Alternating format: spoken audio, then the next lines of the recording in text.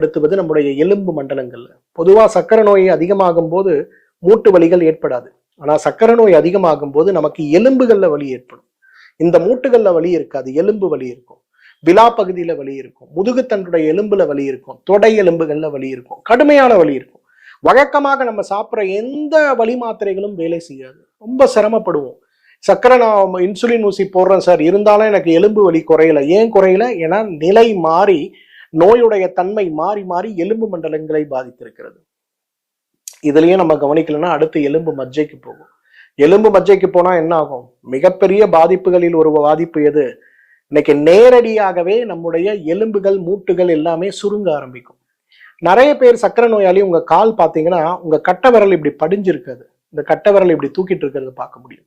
தரையில சாதாரணமா வச்சீங்கன்னா கொஞ்சம் அதிகமாகும் போது பாத்தீங்கன்னா மற்ற விரல்களும் கொஞ்சம் கொஞ்சமா தூக்கிட்டு போறதும், ஒரு ஸ்டேஜ்ல பாத்தீங்கன்னா நம்முடைய பாதம் தரையில படிஞ்சிருக்கிறதையும் விரல்கள் இப்படி தூக்கிட்டு இருக்கிறதையும் பார்க்க முடியும்.